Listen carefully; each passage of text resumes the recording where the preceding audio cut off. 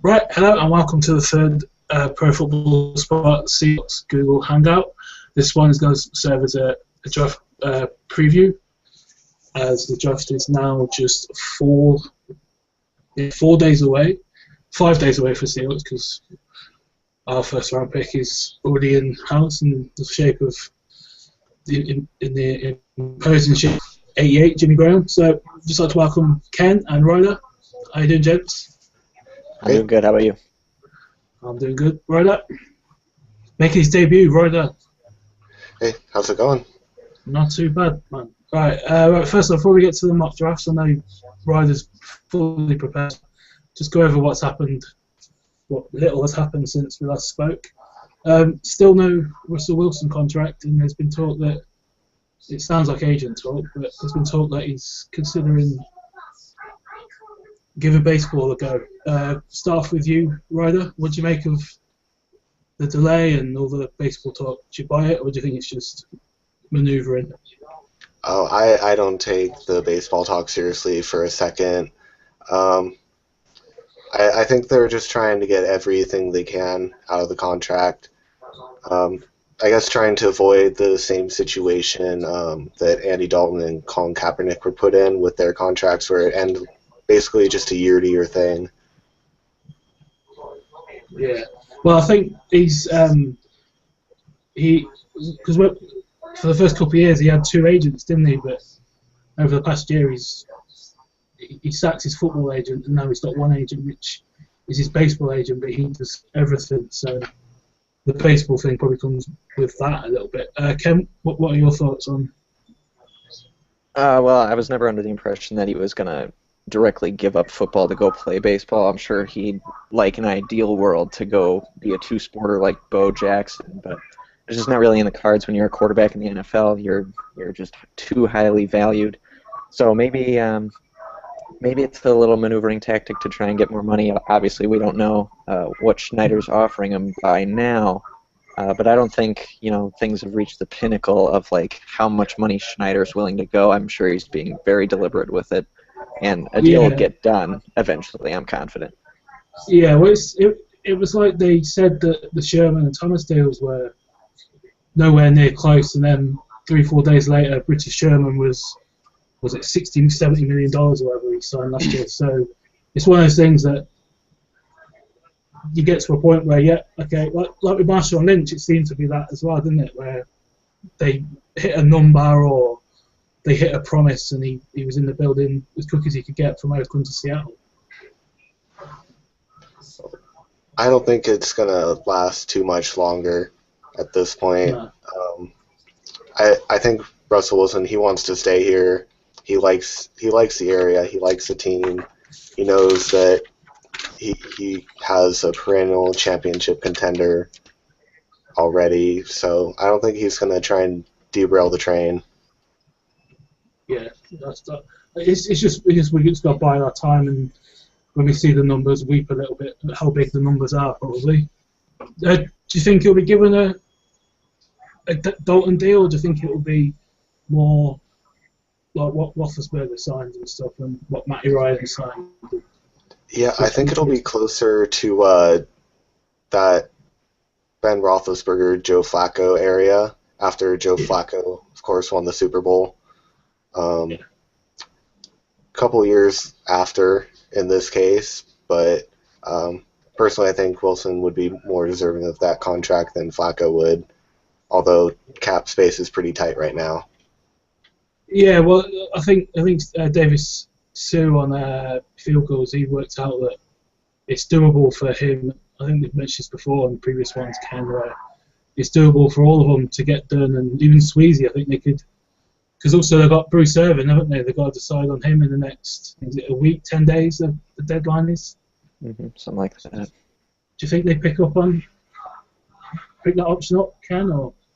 Well, I really hope they do, because Irvin's a very versatile, very explosive pass rusher. He can, go from the three-point stance, or we've seen him really develop as a linebacker too, strong side linebacker, weak side linebacker, wherever they put him.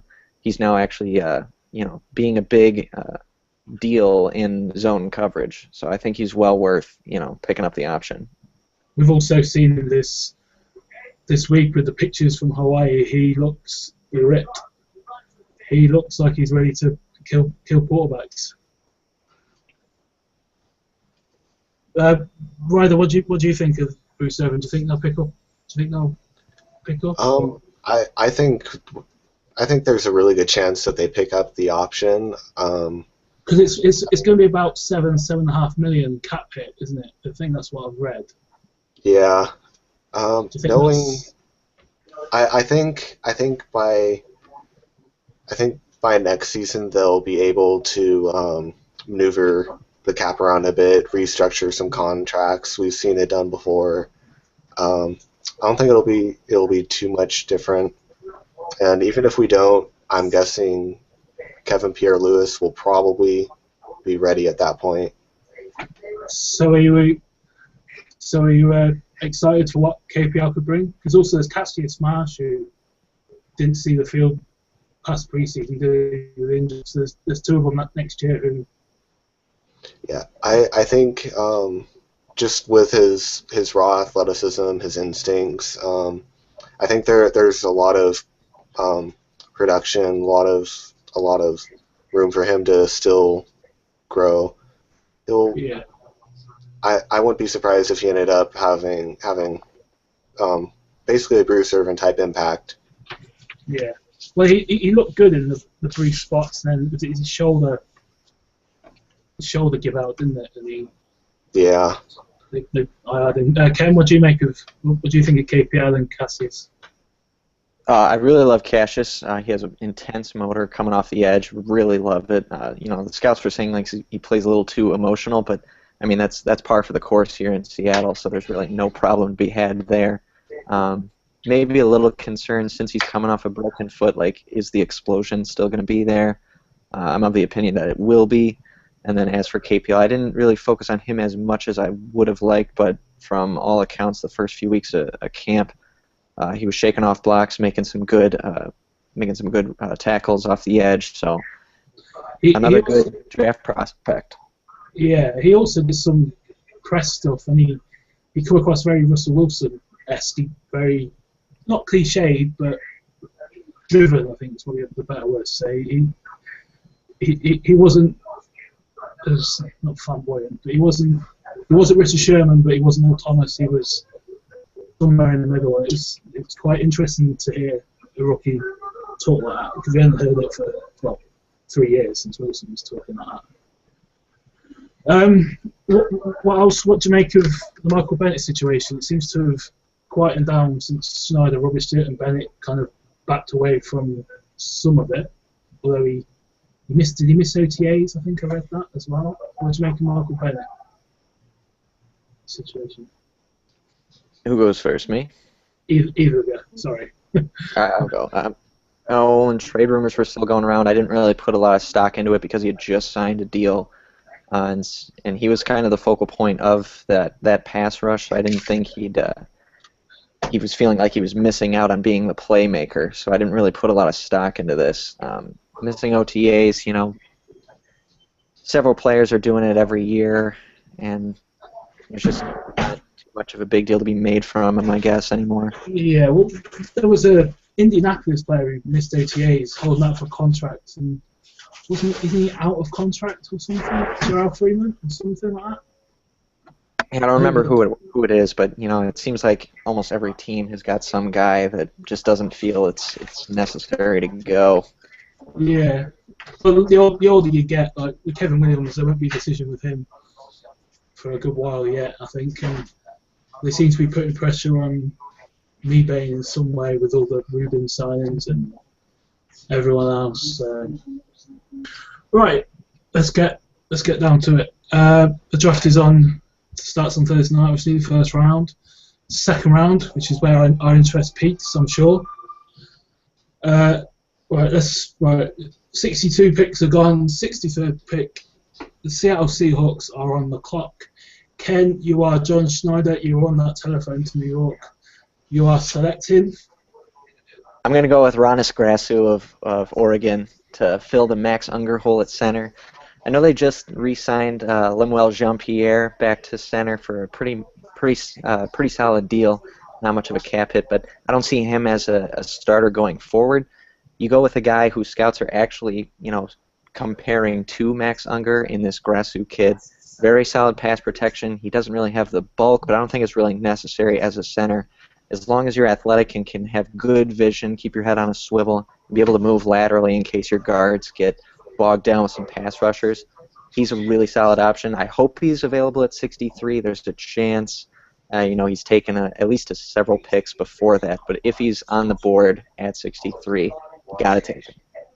With Green Bay and New England having success with 4th, 5th round rookie centers last year, do you trade up for Grasu? Is he someone you trade up for? Or if he goes to Indianapolis at 61, do you just take BPA again and then pick up a 3rd or a 4th round center? Is Grasu someone you would trade up for? I would consider it. I mean, it's not really John Schneider's style, so I don't really see him do it, especially if it's just a couple picks later. You got other holes on the offensive line that you need to fill. It would just be an unfortunate circumstance if Grasu, comes off the board before then. But, the offensive line, there are plenty of prospects even later on day 3 that you can go for, but, Ronis is definitely the front runner. Yeah. Ryder, same question. You're on the clock at 63. Who are you bringing into Chicago, not New York, Chicago? I'm going with Dorial Green-Beckham. I hear that the team really wants to pick him if he's available there, and I really think he will be. Normally I would go with Ty Sangarello of Colorado State because I feel like he fills more of a need. Also just generally a safer player, but I feel like he's less likely to be there. Same goes for Donovan Smith, but Green Beckham, he's huge. He's got length, solid hands. Obviously, though, the character concerns, the drugs. He's pushed somebody, a woman downstairs. Apparently, he didn't do so great in the combine interviews either. So, but his pure talent at the 2nd round, I mean, he could be amazing for this team if he pans out, and I think the coaching staff in Seattle can really get him straightened out like they have with some other players. Yeah, there has been whispers that they have been digging in pretty deep on Green Beckham because, like you said, he was booted off Missouri about a year ago for multiple arrests for pot, and then I think was it 1 or 2 domestic violence as well. And like you said, there was an incident where he pushed someone downstairs and stuff. And he hasn't seemed to have been on the charm offensive as someone you'd expect. Because there's also Frank Clark as well from Michigan. He's the end from Michigan. He's also his combine interviews were a bit bizarre, really, because he was pointing all the blame on everyone. But DGB is one of the first people I wrote the Drafting Seahawks on. I think it's the video against Kentucky is just incredible. The leaping ability. It's not me 6'6" or something like that, and it's not even fair when he's 6'6". But when he's 6'6" and can jump like that and come down with the ball, he rips the balls out of the air. It's amazing. Yeah, it's incredible. So yeah, to be fair, you've gone for the 2 I was weighing up, but I think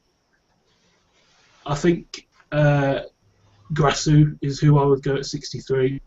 I think Green Beckham, if he is in the 1st round, he'll be gone by 40, and that's just too much that's too expensive, it's too rich for the blood. If Schneider does love him and everything checks out, so I think at 63 I'm going to be with Ken. I'm going Horonis Grasu at centre. He's Max Unger version 2. He's athletic, he's zone blocking, he's used to all that. He's coming in as a centre, which is something that Unger didn't come in. He started as a guard. So I think Grasu makes a lot of sense at 63. Ryder, coming to you first in this one. 95, you're on the clock again. now here is where, for the first time, I'll be addressing the offensive line need. Ollie Marpet of Hobart. He's got versatility, and that's something that's really needed on the offensive line right now, with holes at both guard and center. I think he could fill either spot. He's got length, the athletic ability. He seems like a sleeper type of guy to me. Yeah. Do you think he lasts that long then, do you? Because he seems to be definitely obviously top 100, but he seems to be a top 70 player at the minute with offensive line issues are a league-wide problem. So do you think it realistically lasts till 95? Well, it's definitely possible. He is a small school prospect. We've seen some hype surrounding guys like him where people expected them to go second or third round. They end up in the fourth or fifth. So I really think it's a possibility that he slips to Seattle. Yeah.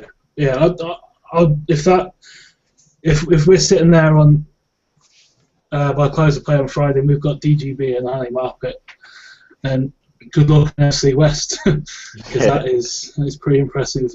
Ken, 95. I'm going to go with the running back position, David Cobb of Minnesota. I know it's a bit of a reach, but Robert Turbin's in his contract year. Christian Michael hasn't really panned out yet. Cobb's got great vision for a running back. He may not be the fastest guy in this running back class, but very solid vision, very patient runner. It would work really well in the zone blocking scheme on stretch plays. Very upright runner, very balanced. It'll take a couple tacklers to bring him down. And while there's not an immediate need because we've got Lynch for the next couple of years, unless he decides to retire, he's a project that could pan out in the next couple of years, and really good value for the third round. Yeah, the little I've seen of Cobb, he is quite impressive. He's not at 95 who's my first choice at right back. I quite like Mike Davis, but I think he is even more of a reach at 95 probably. But I do agree with you. I think it is a position they address because Michael just doesn't. I don't know what's going on there. Turbin, like you say, is a contract year, and although he had his best year probably last year, he's not shown to carry the load because he hasn't had to. So it would be interesting. But I do quite like that pick. Myself at 95, I wrote about him yesterday. It's Trey McBride of William and Mary, 6 foot wide receiver. Adds something completely different, not completely different to the Seahawks offense. He is a kick returner. I mean, you think he averages like 20 yards per return. He tracks the ball exceptionally well. He's got good hands. When he doesn't get separation, he can win at the catch point. He again, he's like Marpet. He's coming out of a small school, so the transition could be tougher for him than the other players. But at 95, I watched the little bits you can watch of him, and I was impressed. And I think he had something different to. If we go into the season with Jimmy, Luke Wilson, Doug Curse, got Kevin Norwood as well, then you got Lynch and Turbin and Michael come out of the backfield,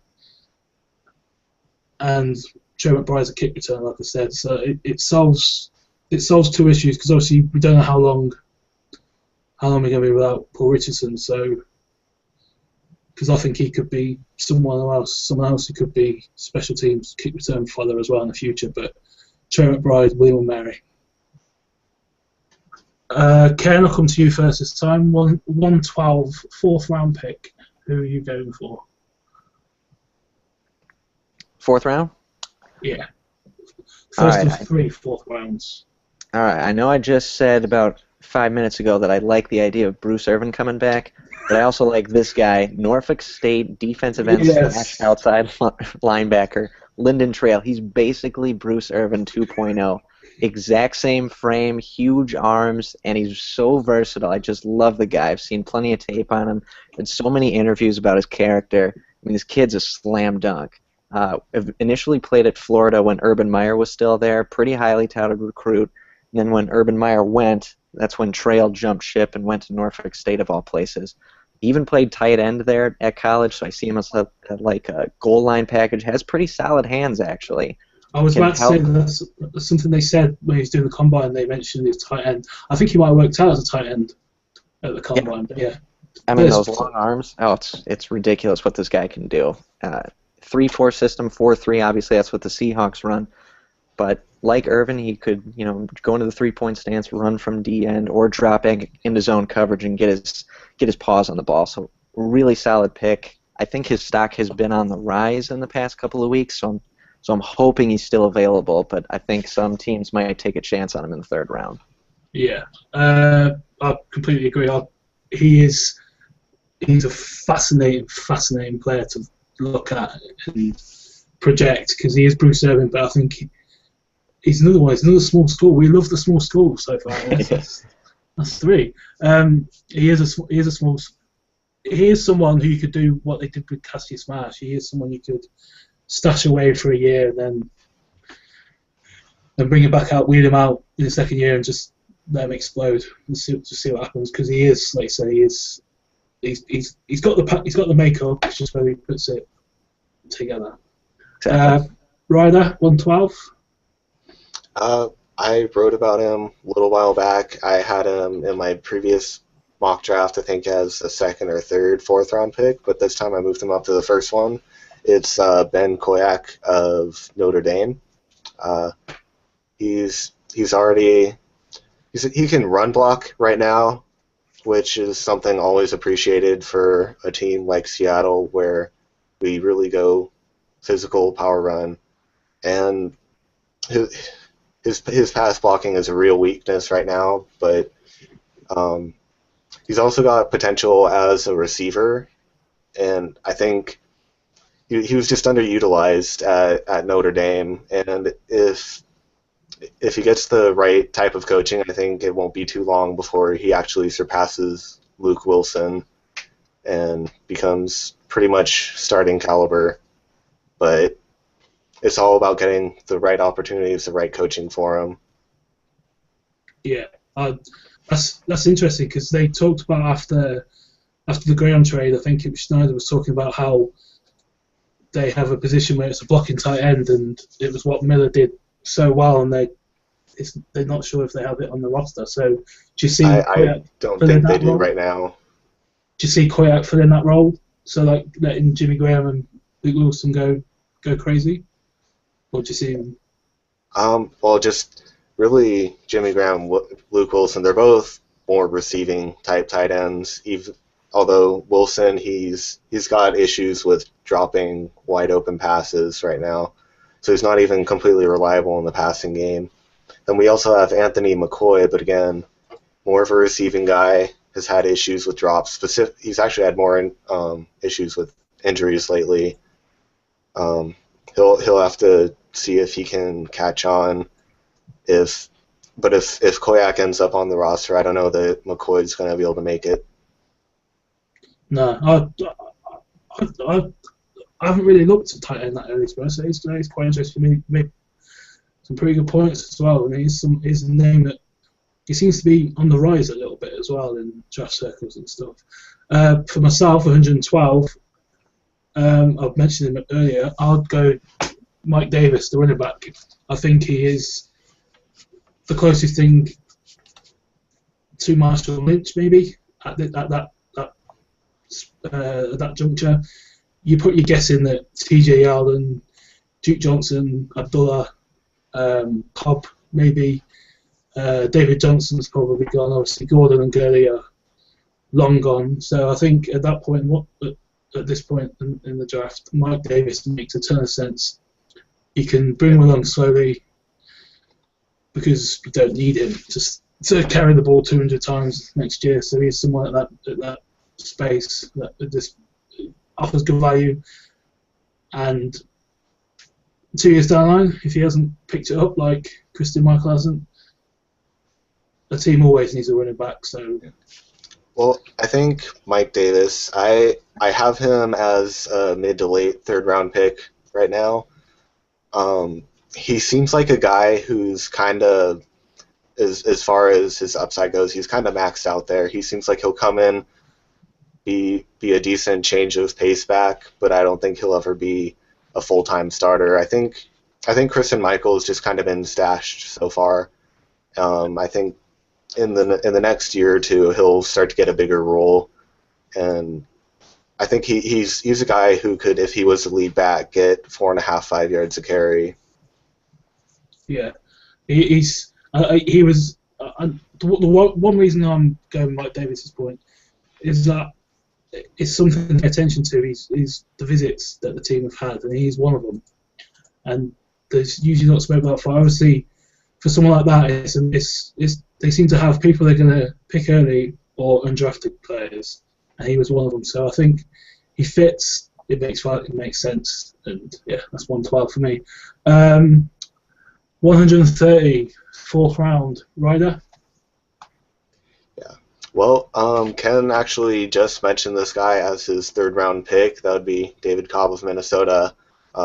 He's a strong guy. He just kind of makes sense for our offense. He does what we do, and he'd be a just great addition. People don't give him enough credit for his burst and his vision. I mean, he's going to end up doing pretty well, I think. Yeah, like I said, when Ken brought his name up, he does make a lot of sense.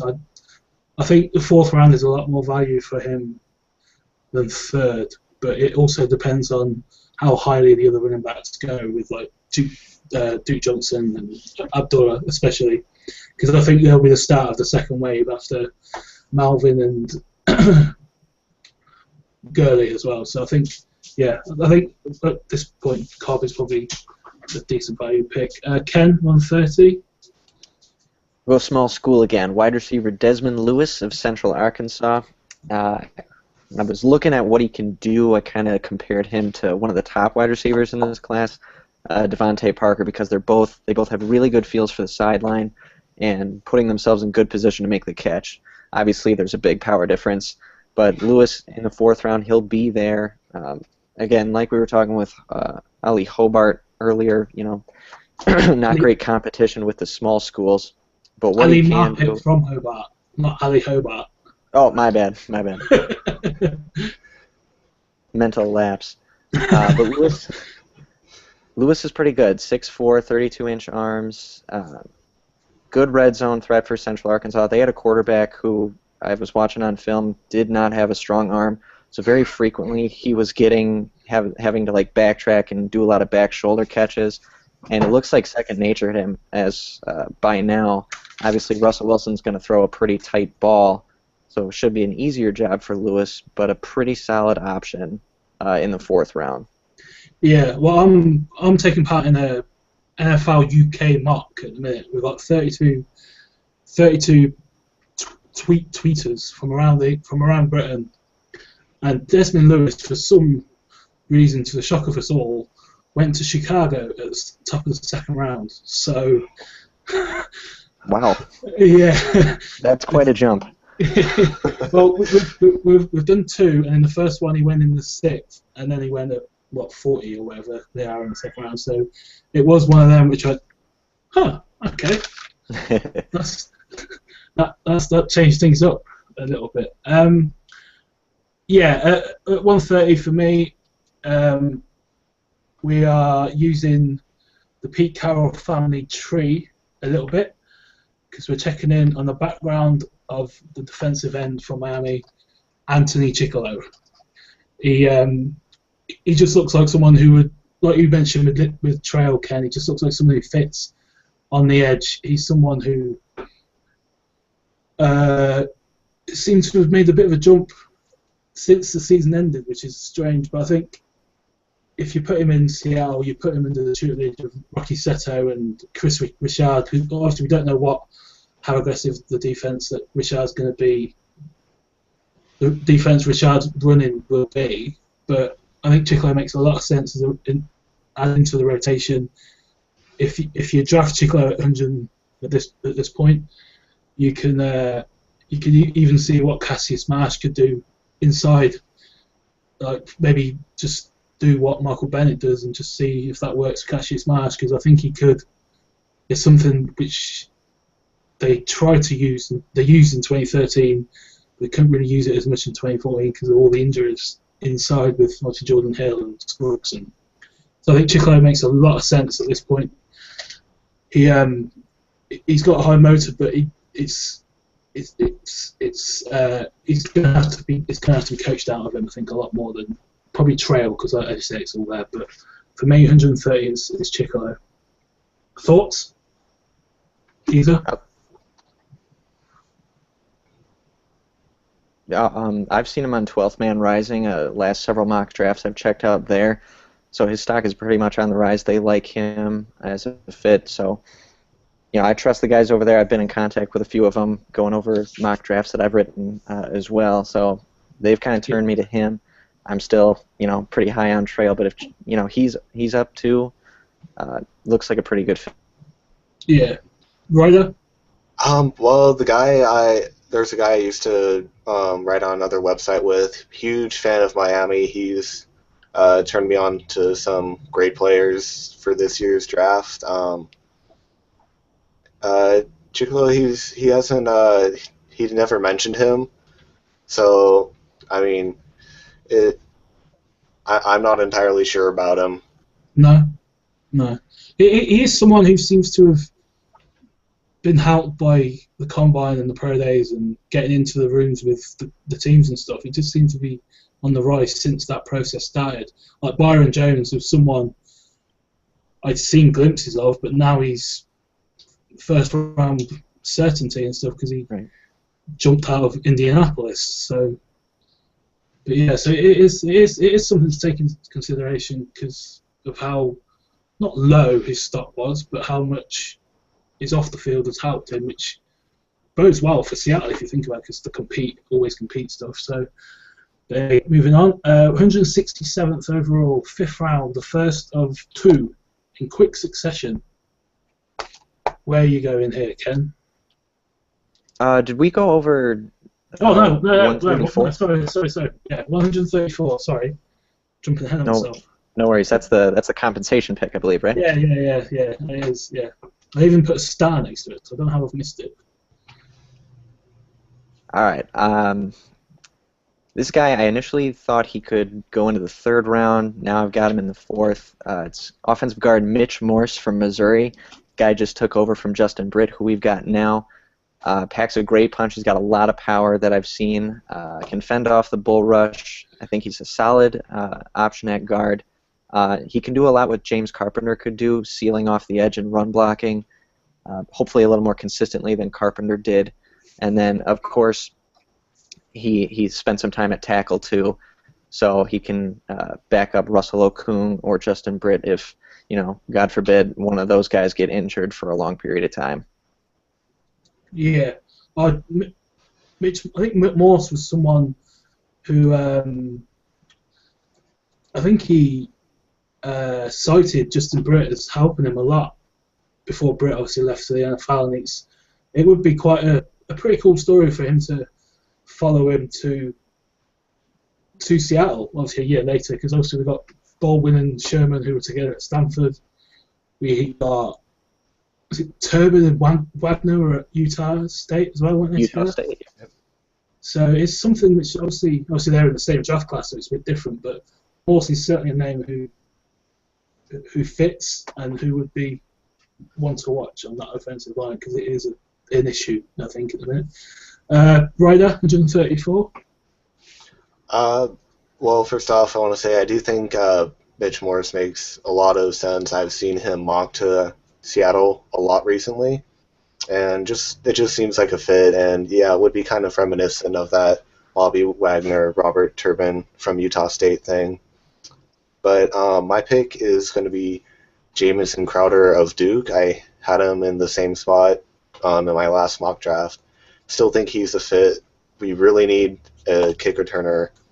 If Paul Richardson can't really come back in time, just Brian Walters was not cutting it. He had maybe 1 or 2 good or decent returns all of the time.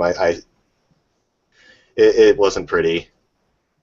Not, especially when we had Percy Harvin in the Super Bowl getting kicked to a specific route drawn up plan from Denver and still returning the kick 80 odd yards. So then you saw Brian Walters struggle to get 5. So yeah, I think kick returns are definite.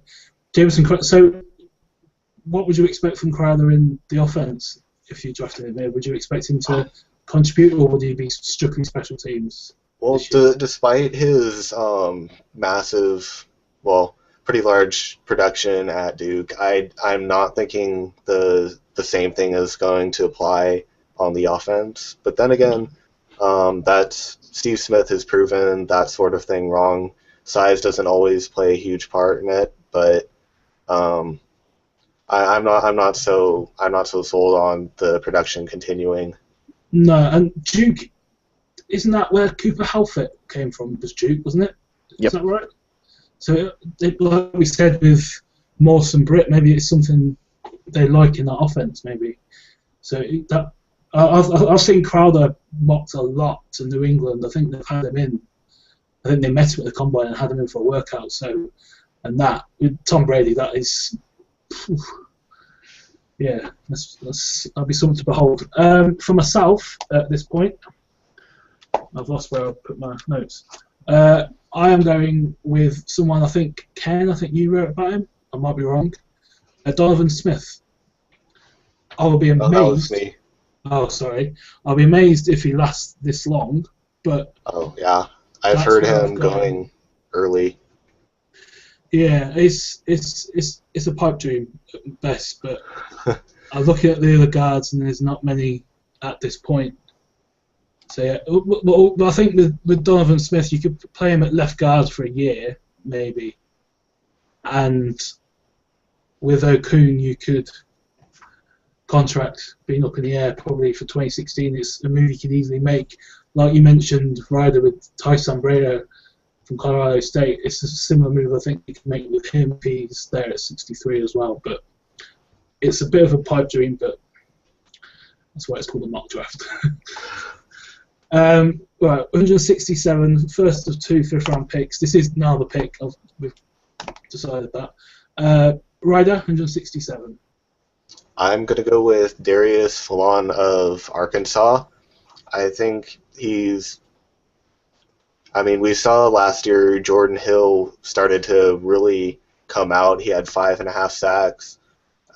If he had played the whole season, that may have been an even bigger number. That's really good for a defensive tackle. I think Fallon can be kind of like that for us. He's also been called a candidate to be a Geno Atkins type of guy, where he's undersized for the position, but he could have a surprise impact. Oh, I quite like that. I actually really do like that pick. It's not someone I had pigeonholed for Seattle, but I do. Yeah, that does make a lot of sense. Ken, your thoughts on the pick? Yeah, I've heard a little bit about this guy. Seems like an up-and-comer. Seahawks have actually dipped into free agency here at D tackle, but several of these guys are up in age, and I really love Jordan Hill. I think there's a definite starting spot for years to come as long as he stays healthy. But you can never have too much depth on defensive line. That's one of the reasons the defense of the Seahawks is so good, that we can rotate guys in all the time and not miss a beat. So I like the pick, Ryder. Cool. Yeah, it's not, like I said, it's not someone I thought of in Seattle, but I do like it. Ken, 167. I'm going to go back to the offensive line. He's listed as a center. I could possibly see him switching to guard if need be. Andy Gallick of Boston College has been pretty impressive by scouts in his pro day. The guy's just a tank at center. He will take guys out. It's like he's in one of those UFC cages when he's locked one-on-one with these guys. Just will pound them into the ground and make sure they cannot make a play. So this guy gives 150% every single snap. Seems really intelligent. Got an amazing tenacity and strength. And you just love to think what Tom Cable can do with this kind of raw energy and raw talent.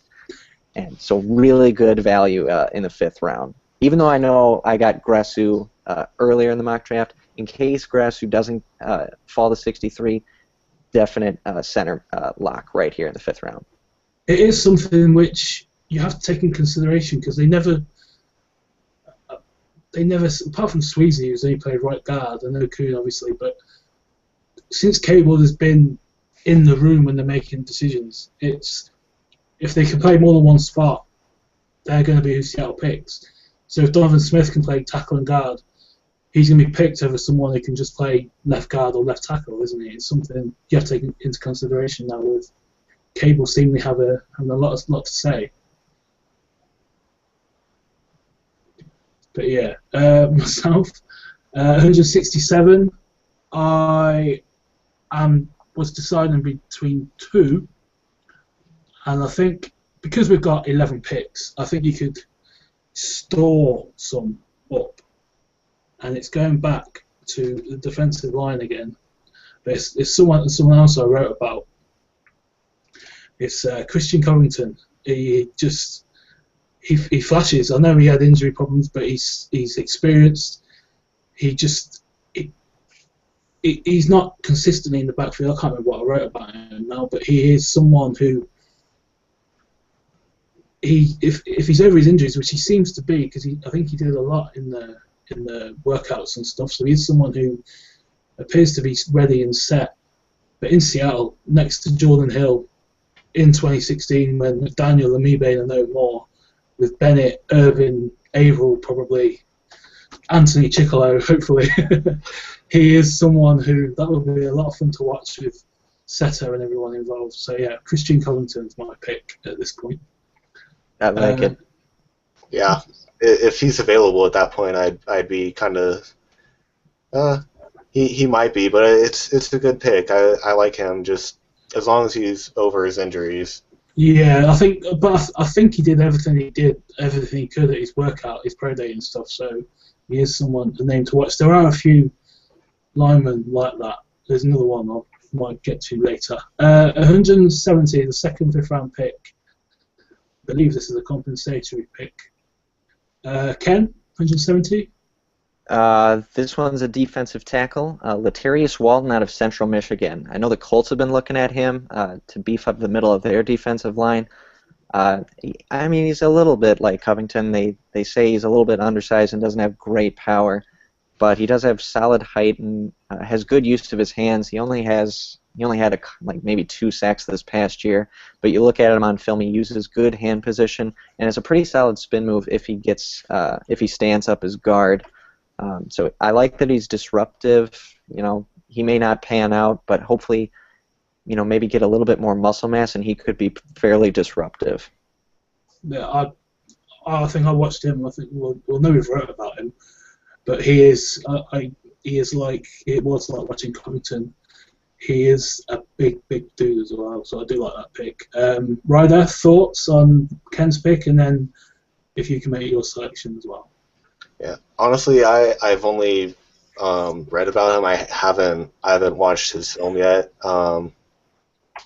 But it seems like a solid pick at this point in the draft. So, as far as my pick goes, I'm gonna pick Jordan Hicks, linebacker at Texas.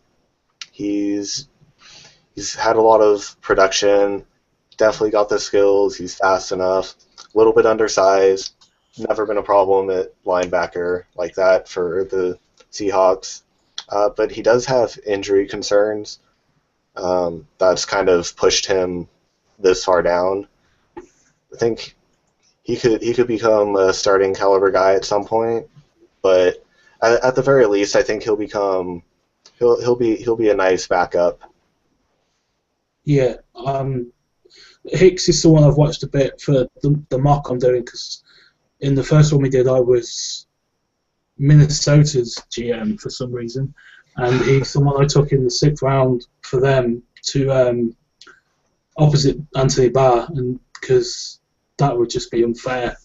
And in a division where they've got Rodgers and Stafford and Jay Cutler, I guess, it's having those two linebackers opposite and then outside of whatever they put in the middle.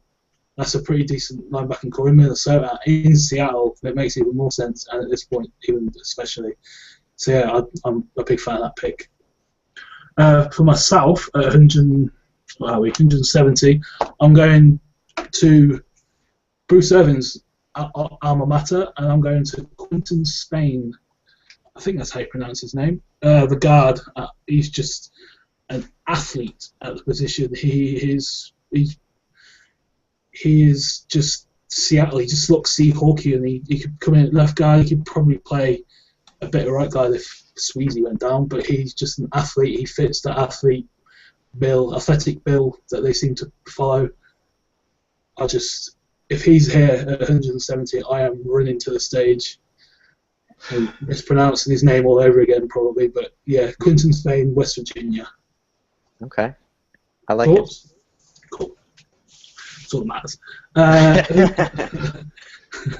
181, I think I've got as the next one. 6th round pick. I think this is the pick. This is the Percy Harvin pick. Yes. We actually got something back. Ryder, 181st, the Percy Harvin pick. Yeah, I'm going to take a little bit of a surprise here, possibly, and say Nick Marshall of Auburn, converting from quarterback to cornerback, and he's gonna be really raw coming over here, but he's got size, length, speed, all the traits physically necessary to play at the position. He'll be learning under Chris Richard, one of the best defensive back developers in the entire league. And we have Kerry Williams there to hold down the spot opposite Richard Sherman for a couple years. That should be, if Nick Marshall's going to turn out well, then the 2 or 3 years should be more than enough to get him going. So that is, I love that pick. I love that pick. There's another guy who's been rumoured to convert as a cornerback, but Nick Marshall, yeah, sign me up for that at this point. Sixth round, Percy Harvin pick. Yeah, let's have it. Ken, thoughts on the pick, and then your pick? I like it. Marshall, great athlete. I saw him play against Wisconsin in the bowl game.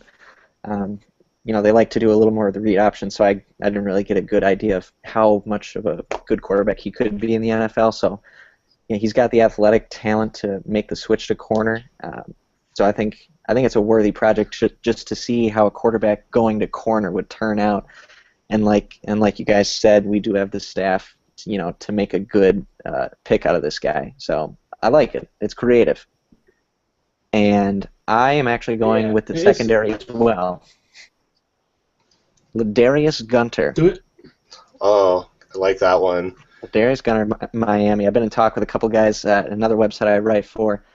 Got the physical specimen of another Seattle-type corner. The ideal frame to go up against the big receivers that we see in the NFL. Fluid motion in his hips when he's staying with the receivers, and very trusting of his eyes. So he'll go out on a limb when he sees something that he likes, and he will be there to break up a ton of passes.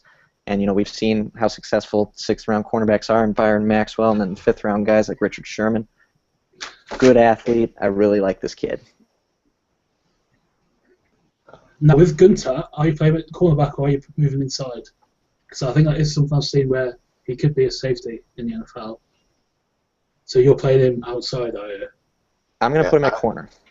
Me too. I think he fits there. I don't see why his stock isn't actually higher than it is. I mean, he seems like he's at the very least going to be a pretty solid player. I don't know. I like him more than some of the guys I've seen in the 2nd and 3rd round. Okay, that's fair. That is the one thing we're going to. I just don't know if I would put him in at cornerback, but I get, like you said, he has the build and everything, and at 181 you can't grumble. And like you said, with Richard in the building as well, it does make a lot of sense. I'm also going to go to the DB. I'm going to someone I know Seattle were at their pro day because I saw it everywhere on Twitter. Devontae Borsby, Pittsburgh State. He just flies. He's a roadrunner. He just flies around the field. You watch him. I understand the competition, the players he was up against are not Rob Gronkowski's of the world, but he blitzes from the slot, and the quarterback doesn't stand a chance. He tracks the ball exceptionally well. Obviously, the quarterbacks aren't very good at where he was playing, so the ball would underthrow him off or not, but he's always in the right position. He's got smooth hips. He transitions well. He's with Jeremy Lane's future, well, 2015 future, up in the air. Borsby at this point, yes. I think the first time I've ever celebrated a 6th round pick of this Devontae. I think I wrote about him for PFS. He's so much. He's on Hoodle. His highlights. It's like the first one. You go, Jesus, where the hell did he come from? It's fantastic, absolutely fantastic. Thoughts, lads? Well, I'd say if he can replace Jeremy Lane, fill that role, he's a similar type of player that's really going to be needed coming soon. We're probably going to end up losing Lane when his contract is up, just because he's proven himself to be a solid nickel corner. I mean, you need those now. They're almost like half starters at this point with how much of a pass-driven league it is. So, I mean, if we can get a cheap young replacement, definitely that would be a great pick to get in the 6th. Yeah. Ken? Yeah, absolutely. I mean, if he's got the physical tools and he's got to be built for success. I mean, if he flies around like you're saying, I mean, I love speed. I mean, you see when Earl Thomas makes a decision halfway across the field and he can close in. If you can get another guy in the nickel position who can do that, you just love it. With Earl Thomas, I went to the Oakland game last year, and I was behind the end zone, the tip end zone. I was up in the gods there, and there was a play near the end. Carr stepped back. I think he had 2 go routes on the outside, and Thomas was shading over to Sherman's side, and Carr threw to probably Farrell Simon's side that day. And I've never seen a human being cover so much ground so at the time. He covered 40 yards by the time the ball was. I think he might have got the PBU. It was incredible. It was. I mean, obviously I've seen Earl Thomas fly around, but when you see, I mean, I wasn't even watching Earl Thomas. I was watching the play, but like, if Earl Thomas and Borsby, I'd love to see them race.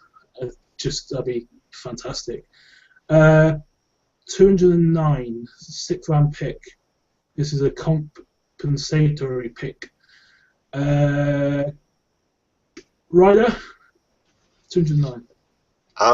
Going with another quarterback here. I'm going to say Brandon Bridge of South Alabama. He's going to be a developmental prospect. Hopefully we can get Tarvis Jackson back for the next year or two, but he's in his 30s. He's not going to be around forever.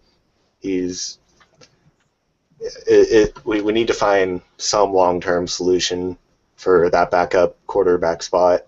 And Bridge has received comparisons to Terrell Pryor, which, of course, I think we were kind of hoping, at least the Seahawks management was hoping would be available for them. But, of course, he got picked up by the Chiefs, and so we can't exactly have him anymore. So I guess the best thing we can do is use a late-round pick to find a guy who's really similar as far as build and athleticism and overall playing style goes. And also at 209 with Russell Wilson in the building, there's no pressure on him. Matt Castle never played a snap in college football, and he went to the Patriots, and he got paid a lot of money by the Chiefs for one season. So 209. If you follow the Matt Castle, obviously Tom Brady's a 6th round pick, but that's an anomaly. But if you follow the Matt Castle trajectory, if you could get, obviously we don't want a year of play out of Brandon Bridge because that means Wilson's injured or he's holding out for his baseball. But I think that makes, I think quarterback at this stage makes a lot of sense, and Bridge is probably at the top of the list at that point. Ken, thoughts?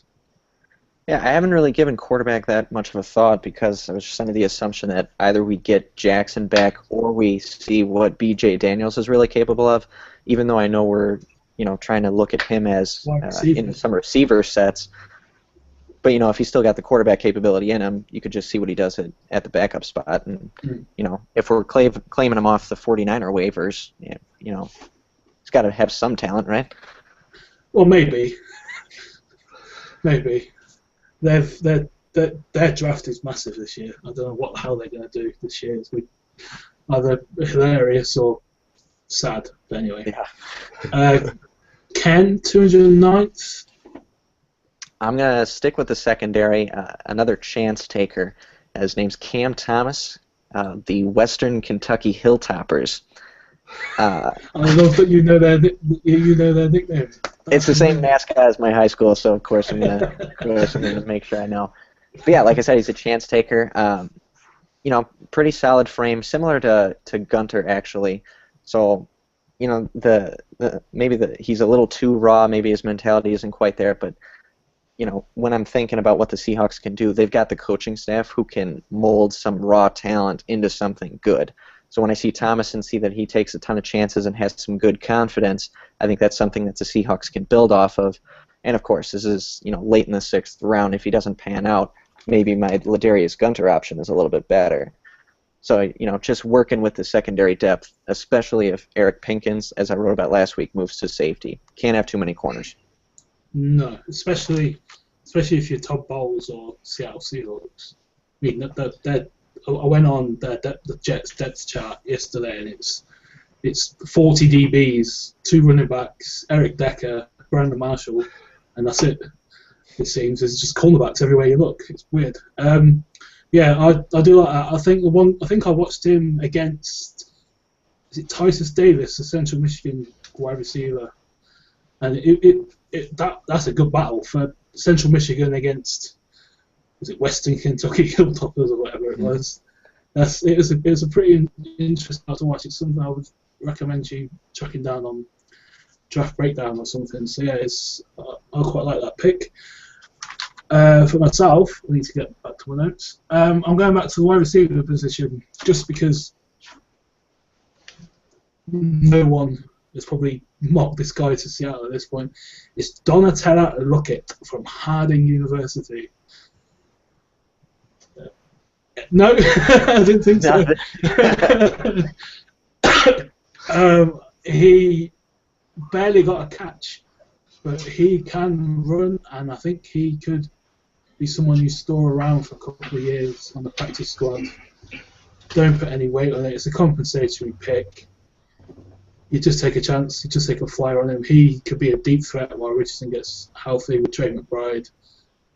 I think I'm picking just because I enjoyed the little bit I watched of him. He's also a good kick returner.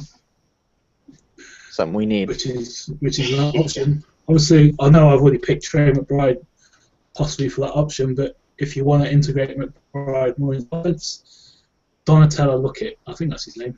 I think it's Donatella. Yeah. All I've got written down here is Lockett. I'm just hoping I remember the first name.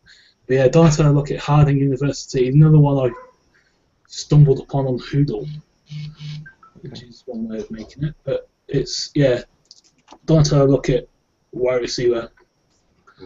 Well, that's kind of an interesting pick. I think we kind of already have like 2 options as far as deep receivers go on the roster, but at this point they're both unknowns because Paul Richardson, of course, he's a speedster, and his main use in college was as a deep threat, and I think that's kind of why he was brought in, but, just suffered his second ACL tear. Then we also have Chris Matthews, who came out of nowhere in the Super Bowl. But of course, that's one game. Yeah. Yeah, I just think I watched Lockett and it was like a triple option offense, so I think he did not get many looks on a consistent basis. But when he did, it just seemed to make plays, and it was quite fun to watch the little bits you could of him. What about those two guys from Georgia Tech? Yeah, that is someone. Is it Camworthy? Is that? There's DeAndre Smelter and Thinking of Darren Waller. Oh, Darren Darren Waller. Waller, Yeah. they're both pretty big. Where's Worthy? He's Carolina, isn't it? That's it. Camworthy.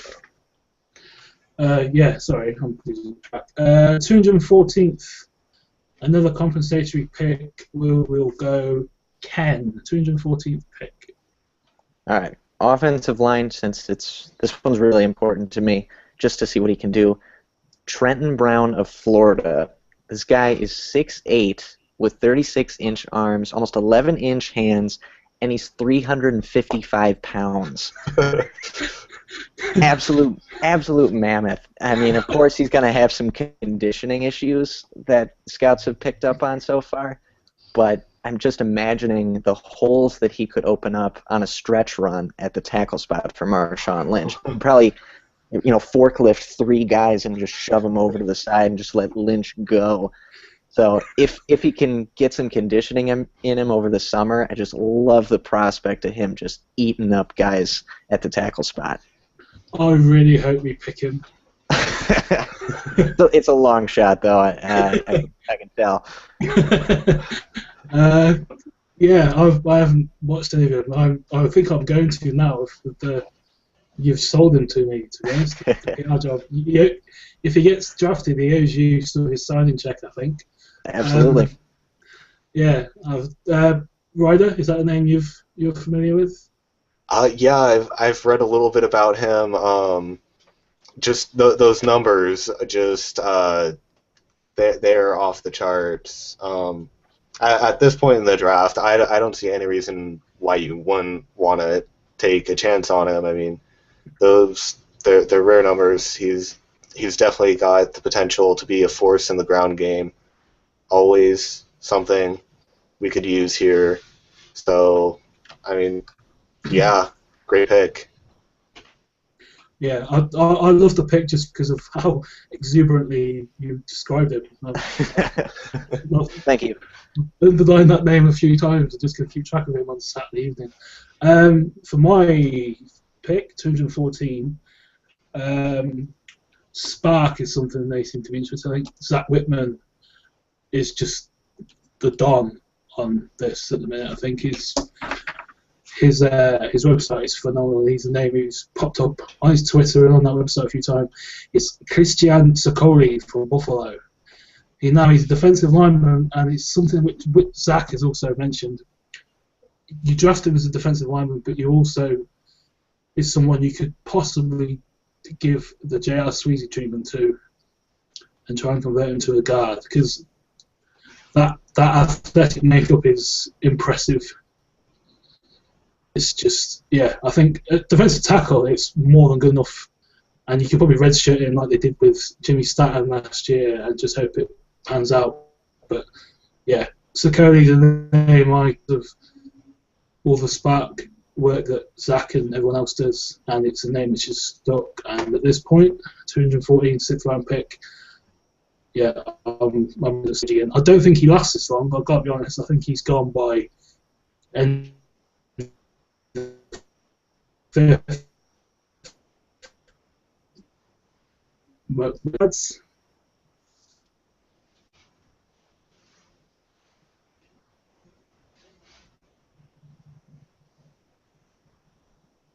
There we go. A little connection problem. I hope someone didn't ask me a question. Yeah. You know what? It's exactly what happened. How is it? Thoughts on Christian Sokoli? I haven't heard that much about him. Obviously I've seen what Zach Whitman can do, but I haven't really looked into him that much. But like you with Trenton Brown, I'm going to have to take a look at this guy, and if the stats show that he's got the potential. Yeah, I mean, like the guy thing is something that Zach has mentioned, so I'm just being a sheep and following his words. But at defensive line, it is an intriguing prospect, definitely. Ryder, what do you think of Sakari? I honestly, he's kind of a new name to me. I guess just there's like 400 guys to look at. I mean, I guess he's one of the names that kind of slipped through the cracks for me. That's fair enough. I know my last 3 picks have been Buffalo, Harding, and Pittsburgh State. I am diving deep here. These are real people, just so you know. I'm not. Ryder, did we have your 214th pick? I haven't wrote it down if we did, so. So my pick at 214, that's going to be Ray Drew of Georgia. He had a great year in 2013. Really, he had a tendency to rely on his physical attributes, and that really showed up in 2014 when he didn't show much technically, and he ended up getting put on the bench, but he's shown the ability to make an impact. And I think with a couple minor tweaks, he could find himself being a decent player in the NFL. At the very least, he would definitely fill a spot in the Seattle Seahawks defensive line rotation somewhere. But at his best, if he's really willing to try become the best player he can, he could be the next Michael Bennett, who he went undrafted himself. So I mean.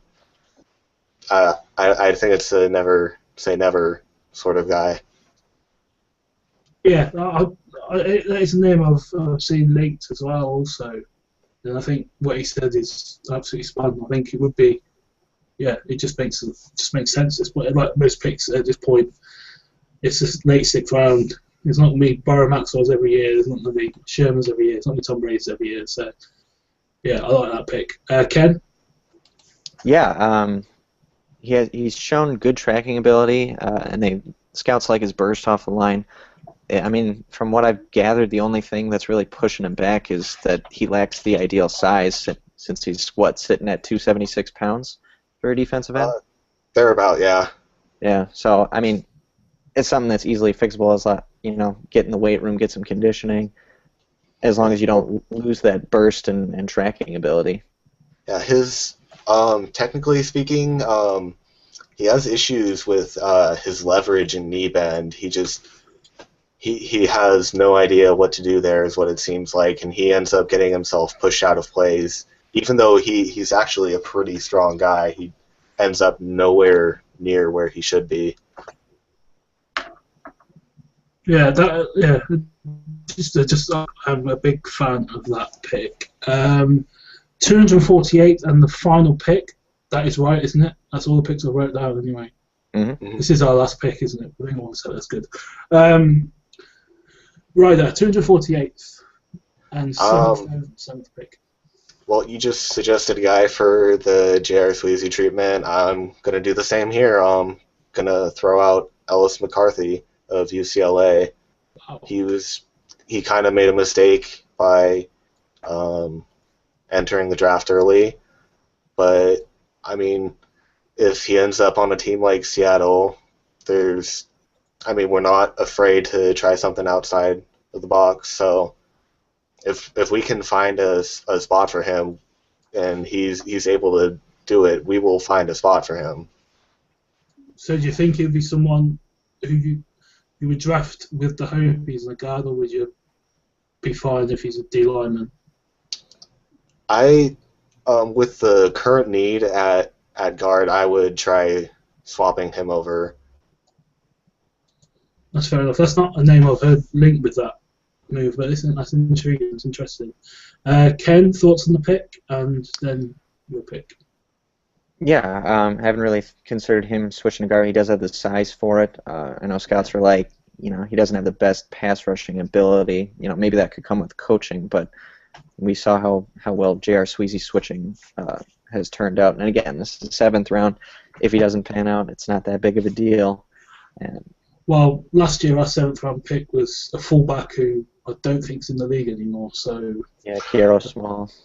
yeah, it wasn't the bowling ball, wasn't he? He just rolled straight down out of Renton. So but yeah, 248th Ken, 7th round pick. Yeah, I'll go on the offensive tackle side of things to Kobe Cofield of Duke University. Saw some playing time all 4 years. He's 6'4", 310 pounds with 34-inch arms. The kick slide, as a left tackle, right tackle, leaves a lot to be desired, which is why I think he could make the switch to guard because he just doesn't have that lateral agility that, would make him an asset at the tackle. So, we need guys who are versatile on the offensive line. I think the Seahawks should go heavy on the offensive line in this draft just because it's so important to make sure Marshawn Lynch, it doesn't have to grind everything out himself, and then additionally that Russell Wilson doesn't have to run out of the pocket every 2 seconds. So, this last one maybe isn't going to last forever. Yeah, exactly. So, maybe this 7th round guy, this Jacoby Cofield is kind of our Mr. Irrelevant, but there's always hope for a miracle. Yeah, definitely. Yeah, well, yeah. I lost my train of thought. Yeah, that is. I completely agree with everything you said. It's that, or it's O-line, wide receiver, and cornerback are the ones that you'd expect us to hit on a lot because we still don't know what we're going to get from Eric Pinkins. The hope is high because he's got a makeup for it and everything, but who knows? And then you got obviously D-line we've touched on, and O-line is pretty important, especially with the decisions they're probably going to have to make with Okun next year. They're probably going to re-up Sweezy at some point in the next 12 months as well. So yeah, it's Kobe Cofield, another Duke. That football program is on the up, isn't it? Yeah, he looks like it. Yeah, it really does. It's quite cool to watch. I mean, obviously, outside of the big 5 or 6, it is quite cool to watch a program like that emerge and seem to maybe hopefully it'll stick around. For my Colorado State. Yeah, well, they've got the quarterback, haven't they? They've got Sambreo and the quarterback. Yeah, Garrett Grayson. Yeah, I do like him, to be honest. Have we had your 7th round pick right there? Sorry. Yep. So what's yours? My 7th round pick is Josh Shirley out of Nevada, Las Vegas. 6'1", 230. He's a project probably, but put him outside, put him in space. When it's closing time. Well, Bruce Irvin in Carolina. Let him go after the quarterback and have at it. Josh Shirley, Nevada. Thoughts?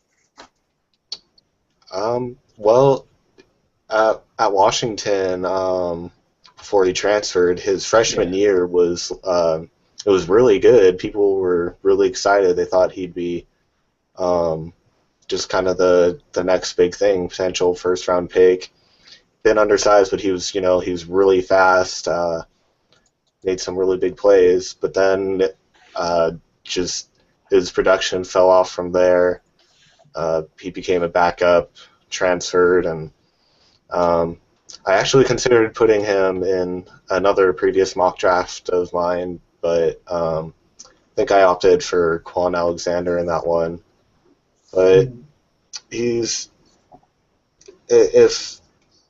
he's developed, he'll have all the physical attributes, especially the speed, to be able to just be all over.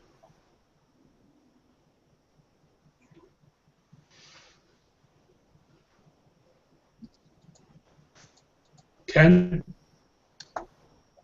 I mean, it kind of worries me that if you fall off the tracks in college a little bit and have to transfer and try and find your way and then not make a huge splash, that worries me a little bit. But low risk, in the 7th round, very high reward if you find a little gem there, and it could be a little, good story, from rags to riches. After you fell, you get back up. So who knows? Yeah, well, I think he was, like you said, I think he was quite highly regarded, but the transfers set him back a bit. I mean, he left. He left after the sack. He transferred after sack. Is that when he transferred? When did he transfer? I think it must have been after. It's either after his sophomore or his junior season. Yeah. I can't remember. I just remember seeing his name. So, and I googled it and put. I was like, oh yeah, it's the same one. But yeah, that's that done. So we've got Ryder. We've got Dorial Green Beckham. That happens. I will. Yeah. Ali Market. Ben Koyak, David Cobb, Jameson Crowder, Darius Phylon, is that how you pronouncing that? Jordan Hicks, Nick Marshall, Brandon Bridge, Ray Drew, and who's your 7th round pick again, sorry? Ellis McCarthy. That's the one. So, Ken, I'm going to make you Kuiper for these, mine and Riders. What grade would you give that? What grade would you give that draft class? Rider.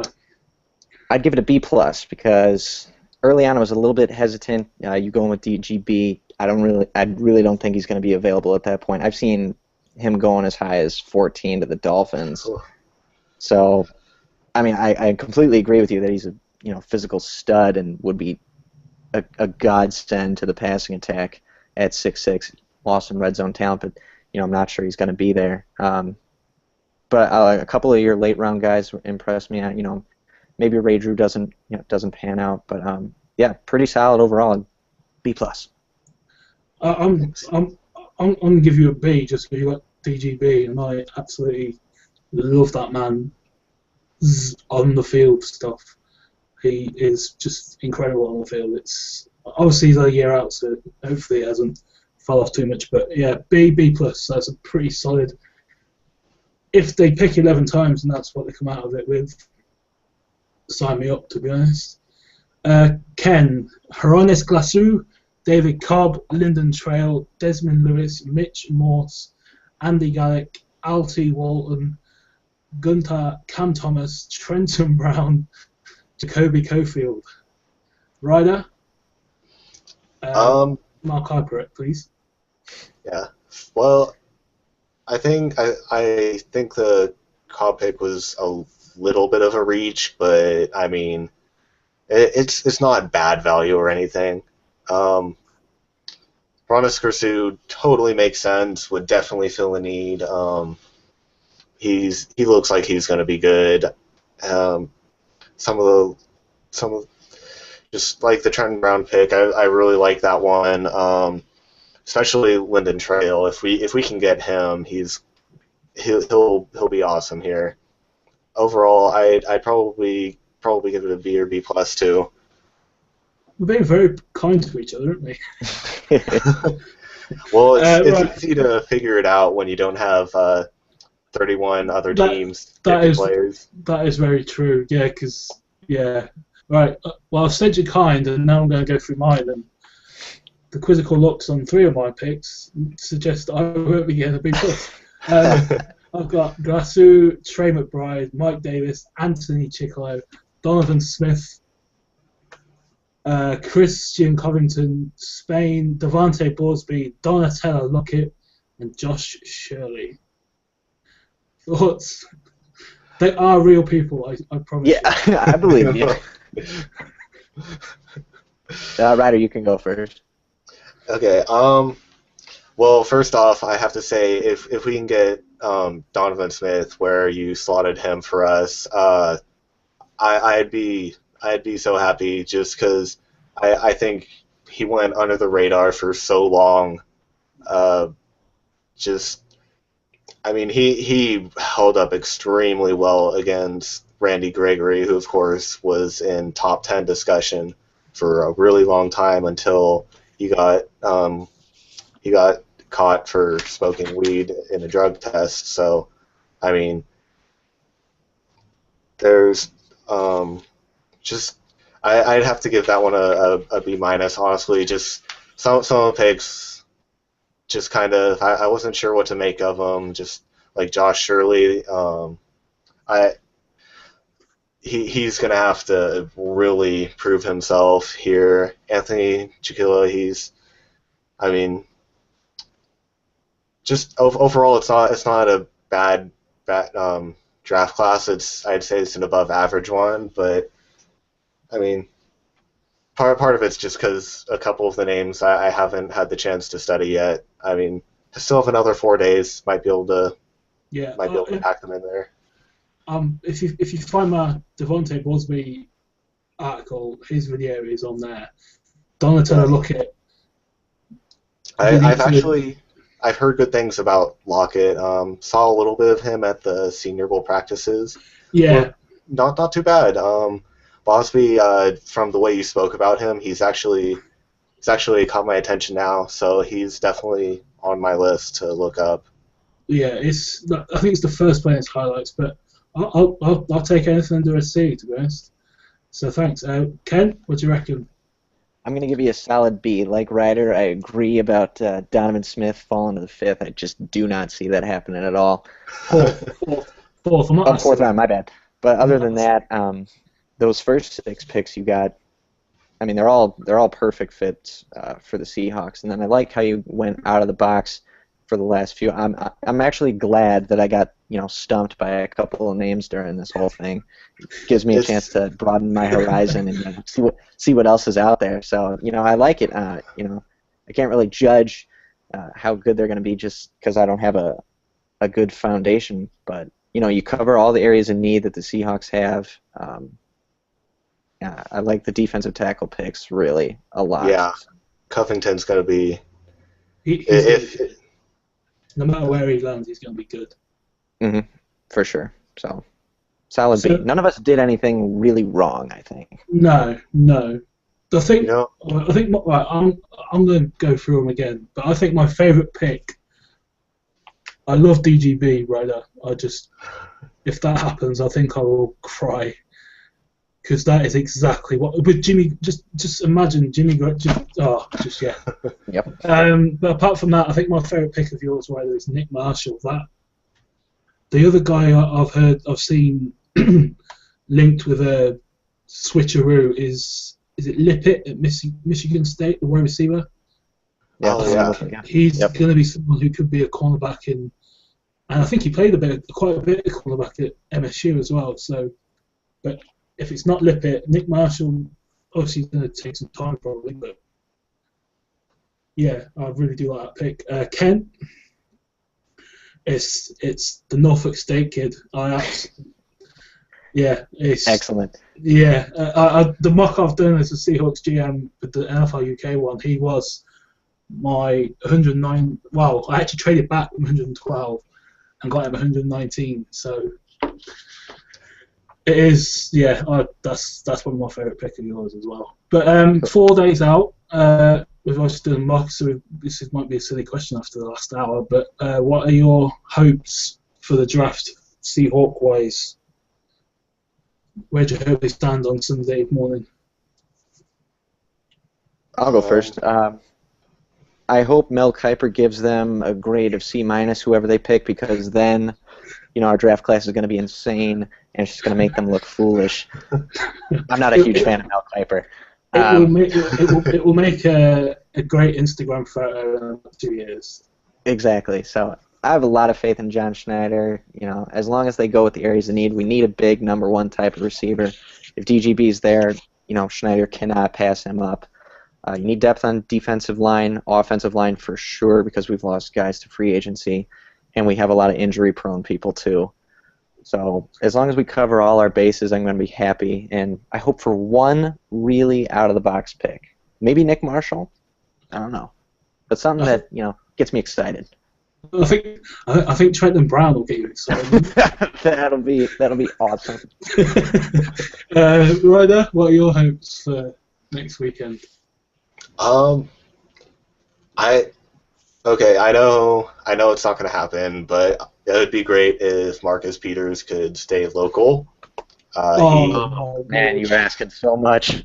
I know, but I've been talking about how good he's gonna be since I don't know for a while, but just after one or two games, seeing him take over for Desmond Trufant, just he's gonna be so good. Assuming his character concerns aren't too big of a deal, if he slips too far, he's gonna be a steal for somebody. But I mean, every year weird things happen. That's definitely true for Seattle. They always take people you don't. I mean, Justin Britt came out of nowhere. There have been players that even when I thought I took a thorough look at the draft, they'd pick people who I have no idea who they are. So yeah, I think last year was the main one for me with that. I mean, like you said, Justin Britt was, especially at the end of the second round, it was like, what, who? Yeah. For sure. But KPR was a pick. I was like, yes, okay, I like that. I know that. I know who that is. Justin Britt. I mean, fair play to him. I mean, I know he hit the wall towards the back end of the season, but he did quite well, and he looks the part again. And the little clippings you can see of him on Seahawks.com and stuff. So yeah, I think next weekend if they kick returner, add to the wide receiver, avoid what they had on the defensive line last year, and calm me down about facing Aaron Donald week 1 with Patrick Lewis at centre. Please don't let that happen. Sorry, Patrick Lewis, if you find this, but Aaron Donald, oh my days. Win that battle. Yeah. I mean, Alvin Bailey at left guard, yeah, I wouldn't mind that. Maybe not for 20 weeks, but right. We've centre is, yeah. When the schedule came out and we saw Aaron Donald and maybe BJ Raji, I think, oh yeah, we haven't got a centre. But no, I think centre is the biggest one I'm looking for. It doesn't have to be Max Unger who's going to a healthier Max Unger will be fine. I think centre's the one spot. If it's not Grasu, I like Gallic. I do like Gallic. Is it Finney? I think that's another one I quite like. Mm-hmm. I've seen Ali Marpet, someone who could be a centre. Apparently, we worked out Sambreo at centre. We're the only team who's done that with him, so that's something to watch out for. But yeah, if we kick return at a centre, yeah, I think that's it probably. Wide receiver, if we knew the health of Paul Richardson, we could probably understand what they're going to do there. They're going to draft at least one, I think. I've got them drafting 2, but they'll draft at least one. If they draft 4 in 2 years, they need to invest in the position, I think, at this point. Do you see them picking 11 times? Because there's not 11 holes on this team at the minute. We trade our picks so many times. I'm gonna say it's probably gonna be closer to 9 picks, and then we get, I don't know, maybe 2 or 3 more for next year. Because they do say that next year, it's set every year, but next year is supposed to be a better class, I think. That's the way they've phrased it, but they say it every year. But yeah, I think 9 is the magic number. The spots, if they trade up, because they're going to have to trade up to boost picks, where do you see they're most likely trading up? 63? Yeah, most likely. I mean, go ahead. I know I read somewhere that Schneider didn't see a lot of round talent in this year's draft class, so trading up to get a second round pick is what I would envision. Yeah, Ryder? If they're going to trade up somewhere, I would say it's probably going to be in the 4th or 5th round. Just because, well, when was the last time we traded up in the first or even second round? I think I don't know, must have been like 2012. I think we traded out of third round or second round. We traded back twice last year, didn't we? We traded from 32 and then is it 45? We traded back to no. We traded back twice and then we finally picked Richardson. And we could have had Jordan Matthews. We could have had Jarvis Landry too. Jordan Matthews though. Okay. Yeah, I think 63.95 are the most likely ones where they trade up. I think it will happen this year. I think they have to be aggressive because they have. Well, they don't have many holes. They do have holes. Like last year, right tackle Breno's gone. We need a right tackle. Cornerback, no. Running back. Well, we thought Marshall Lynch was retiring last year, so we needed what? Did we draft a running back last year? We did, didn't we? I don't believe we did. Well, we got the Kiero Small, but that doesn't really count. Fullback, he was listed at, yeah. Yeah, Spencer Ware was knocking about last year as well, wasn't he? Mm-hmm. So yeah, just one more thing before we sign off. Schedule. What I know, Ken, you wrote something up about it. What are your thoughts on the schedule? What do you reckon early projections are looking like? Because it doesn't look too bad, I don't think. The bye week in week 9 is quite nice. Ken? Yeah, I like that bye week at week 9. Starting off on the road is going to be tough at St. Louis and at Green Bay. A couple of good early challenges to see, how our high draft picks are going to pan out. I like the AFC North matchups. Going to Baltimore is going to be a fun one. I believe we're hosting the Steelers. That'll be a Super Bowl rematch from that was like 10 years ago, I believe now. It's a long time ago. Yeah, and the opening game is Pittsburgh against New England, so it's the two Seattle Super Bowl heartbreaks. And one final one, it's either week 14 or week 15, I can't recall right now, but Cleveland comes to town, and I'm really hoping Johnny Manziel is still the starting quarterback at that point, because he's going to have a terrible time at Central Field. He will be back in rehab by Monday morning. Be worse than Kaepernick. I can't wait. Is he their starting quarterback at the minute then, is he? Because didn't they sign McCown? I'm not sure. Yeah, I'm not really sure because guys like Joe Thomas are like, he's got to win back the trust of the team and all this kind of talk. So it's not for sure, but yeah, they'll probably have 3 or 4 different starting quarterbacks by the end of the year. Yeah. And that awful viral photo of the jersey with all the quarterbacks on will make the rounds again. I hate that photo. I don't know why. Who cares? We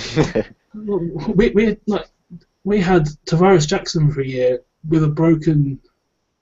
Was it a pec he tore? Yeah. And stop moaning. I mean, the only team, every other team should moan more than Indianapolis because they had one down year and went from Peyton Manning to Andrew Luck. I mean, that's it's not fair. There's something else. So, what else was there? We mentioned it with Brandon Bridge. Tavares Jackson, do you reckon he resigns? I hope he does. I haven't really heard about talks that are going on. It's really quiet. It's quite strange. Because it would be a manageable contract. The market doesn't look like it's raring to get him. No, he visited Miami, didn't he? And then they re-signed someone. I don't know who they signed. But Ryder, what do you think, T-Jack? I really hope we get him back. He's comfortable in the system. He's at this point he's the ideal backup for us. I mean, I hope we retain him, but if he wants more money, then he wants more money. We can't really afford that with Russell Wilson, and we also need to bring back Bobby Wagner. I mean, his contract is going to be up in a few years, and obviously he deserves to be paid more than he is right now. So it's hopefully Jackson's willing to come back for what we need him to be at. Yeah, it is weirdly quiet though. I don't understand, because it's not like Kevin Williams is take as long as you want, because Kevin Williams is going to see the field quite a lot, you'd expect, if he comes back. So it's strange how quiet it is. Maybe he's considering jacking it in, because he did have a year in Buffalo, so there's nowhere else you can go, really. Yeah. I know I'm probably going on here, but these mock drafts, is there one player you haven't picked who you'd like to pick? So, say at the 4th round, Desmond Lewis is gone. Is there a player that you would like to pick who you couldn't fit in here, or are you quite happy? The picks that I have, I like. If Lewis is somehow off the board by that time in the 4th round, what I'd probably do is go with Walton a little bit earlier, because I had Walton going after Lewis. So I'd probably take Walton a little earlier, and then, let's see, Walton was in the 5th round of my mock. Then I'd probably try and get offensive guard Mark Lewinsky of West Virginia. I've heard a little bit of talk about him.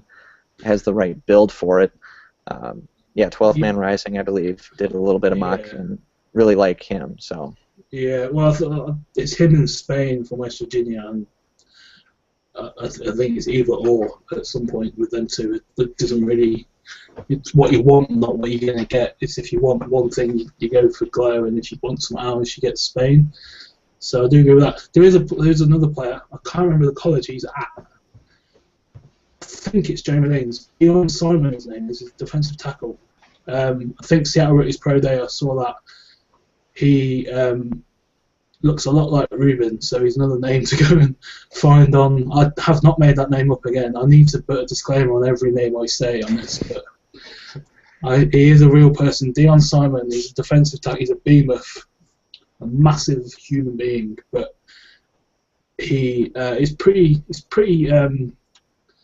loose. He's pretty athletic. It's quite impressive. The little bit. Obviously, again, you have to put an asterisk next to it because of who he's playing against, but he's someone who I'm talking about because the Seahawks have watched him, and it is, I think it's Jeremy Lane's old college, so wherever he went, that's where he come from.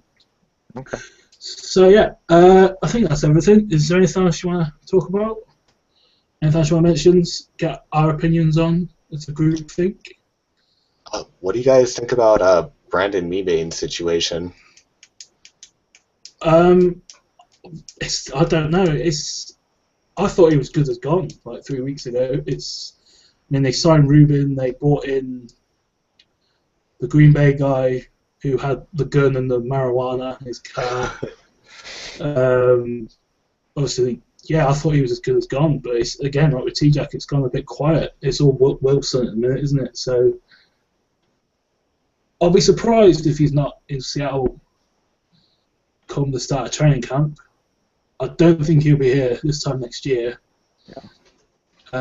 But I guess that depends on what they can get done with him this year. If he changes it around, if he takes a pay cut this year, that probably means he's as good as gone next year. Or maybe if they do it a certain way, he's affordable for next year. But if he doesn't take a pay cut, he's done next year. There's with Okun, with Sweezy, with hopefully Bruce Irvin. I really hope they pick his option up. He's not even touched the rafters yet of the ceiling yet. He's nowhere near. The picture of him being held back in air quotes from Jimmy Graham, you just look at it and go, Jesus Christ. That's going to scare people. If the quarterback sees that, you think, right, can we just draft like 4 left tackles, please? I do not want them to get anywhere near me. But yeah, Meebane, it's a strange one, isn't it? Because there's only him and Ryan left who predate Carroll. So Yeah. it'd be a shame to see him go, but with decisions they've got to make, it would be surprised. I don't think I answered your question, but Ken? Yeah, I agree with most of what you said, Stuart. I mean, when I'm looking at all these veteran defensive tackles that are going to be free agents coming up, I see it more as just like a trial year. Should be under the expectation that they're not going to command a ton of money once they hit the market. So I just want them all to be able to rotate in, do their best. Maybe two of them gel and realize that, hey, we can do this again next year, but we're going to have to take a pay cut if we want to keep winning as a team. So and I think with Mebane being there so long, I mean, he was there when the Seahawks, weren't at this kind of caliber perennial playoff team, and now he is. So I think he should love winning nowadays and would be probably the most willing to take a pay cut just because he's been here so long. So that's what I'm hoping for. I don't know if it's going to happen. Fingers crossed. You'd expect that, but the Rubin signing, the visit of the Green Bay gun toter, it seems like they're pushing him.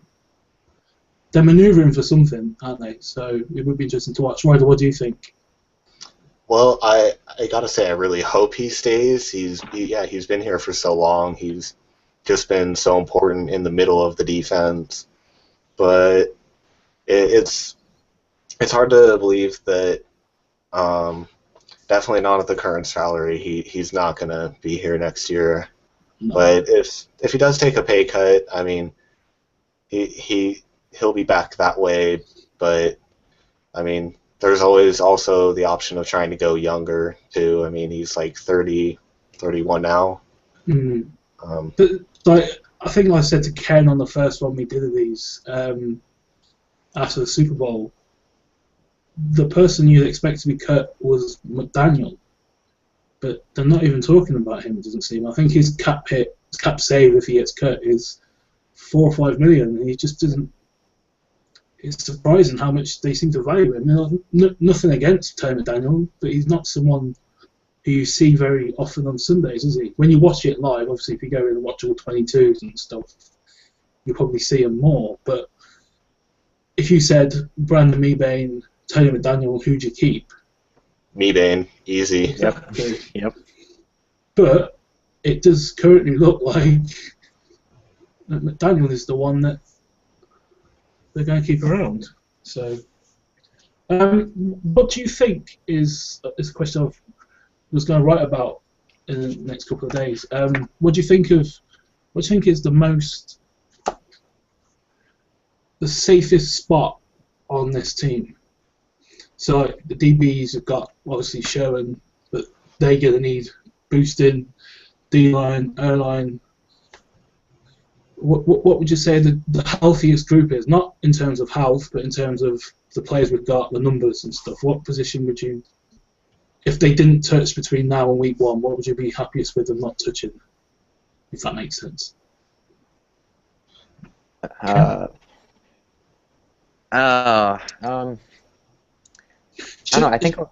Shall I answer? Then you can. I mean, I have a little. I have an idea. Well, for me, it's the linebackers. Linebacker, okay. The linebackers: Wagner, Coyle, KPL, Bruce Irvin, maybe Mike Morgan, even. Then they've got.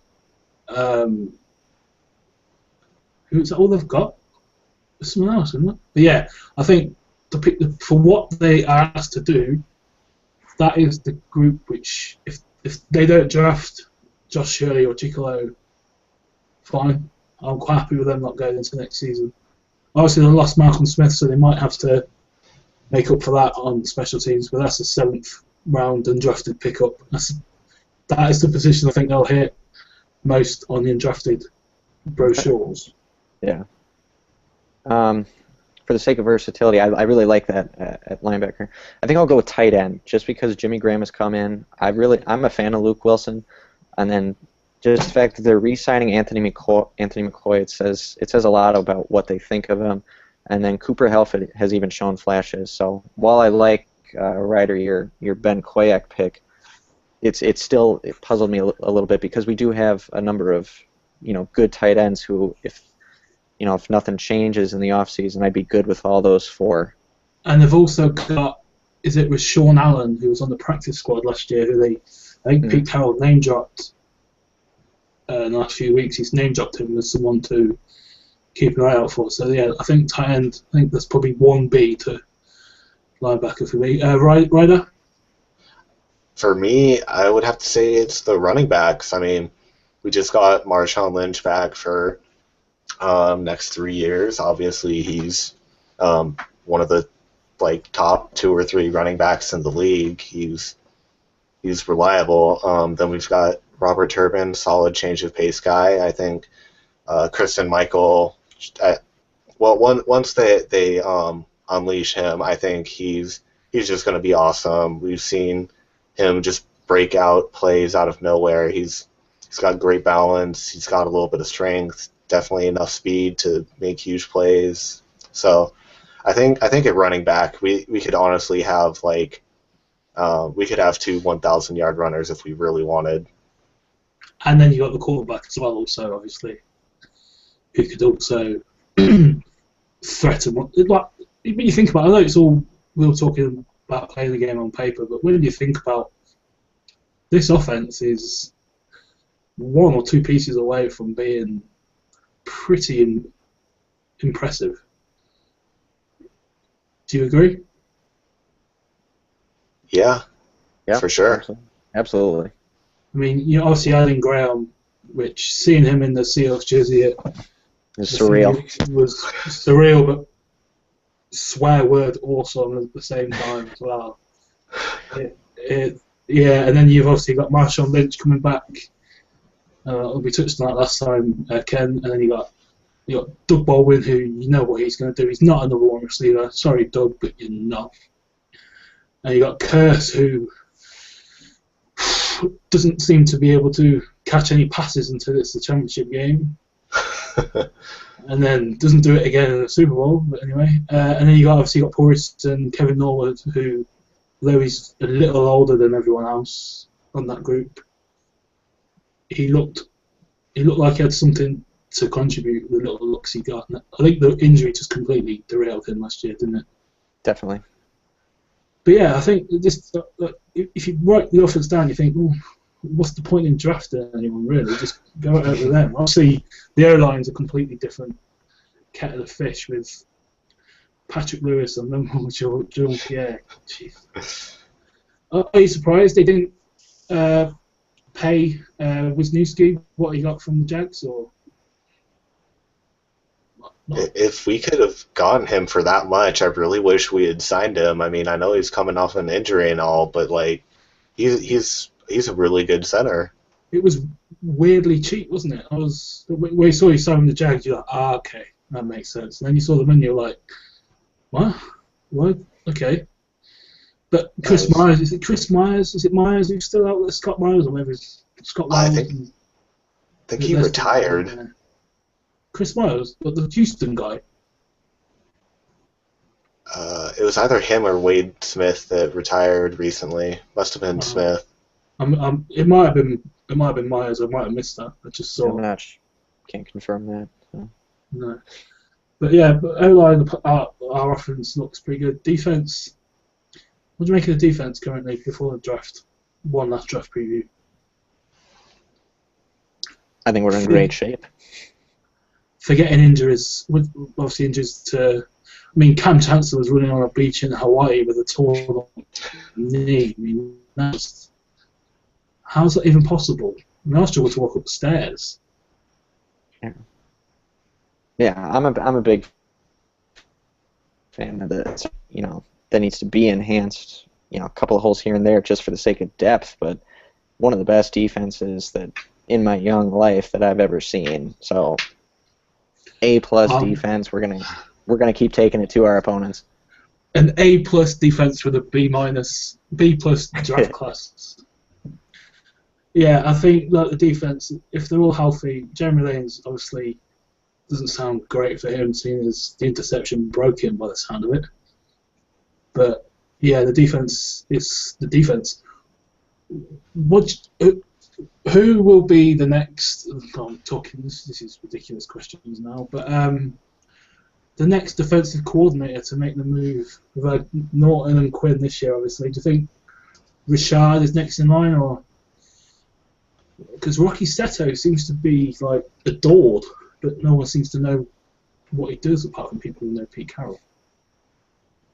Yeah, I'd go with Richard. I mean, just his track record with the secondary, being able to turn guys around and take late round draft picks and make them, all pro stars.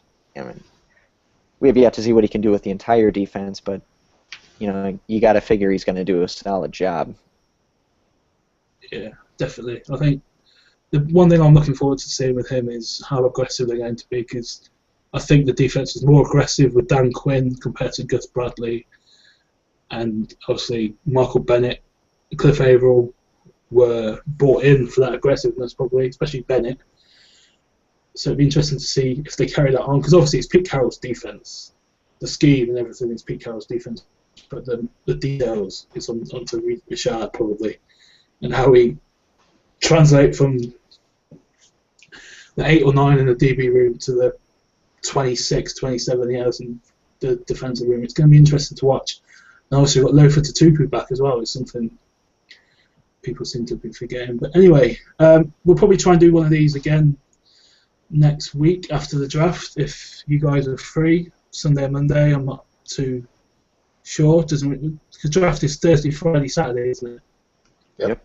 Yeah, probably Monday probably be the next one. But just like to thank you for joining me and contributing those pretty impressive draft classes.